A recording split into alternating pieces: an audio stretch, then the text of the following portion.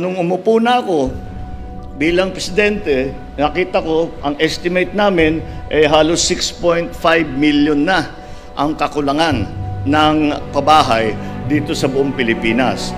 Nung nasa Senado ko, 3.5 pa lang yan. Kaya mabilis talaga ang pag-akyat, ang pagparami ng pangangailangan. Magbabago ang ating konsepto. Dati, ang konsepto ay bahay at lupa. Ngunit, lalo na sa mga urban areas, wala nang lupa.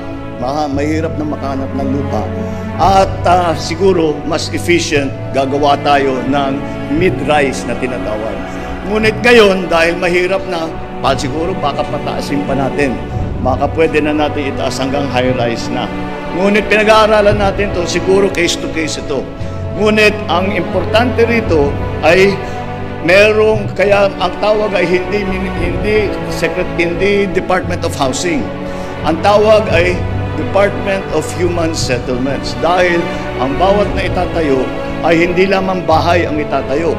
Kung hindi, titiyakin na malapit sa trabaho. Ang aming tinitignan, the travel time mula sa bahay hanggang sa trabaho ay hindi dapat lalampas ng isang oras. Dapat may malapit na eskwelahan para sa mga bata. Dapat may malapit na palengke o maliit na mall na para makapagbili ng mga pangangailangan ng mga pamilya.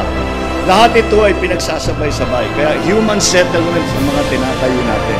Kaya yan ang ating hangarin na masabi natin na nasimulan man lang ang low-cost housing, ang socialized housing para sa mga nangangailangan na ating kababayan at hindi makahanap ng kanilang sariling tirahan.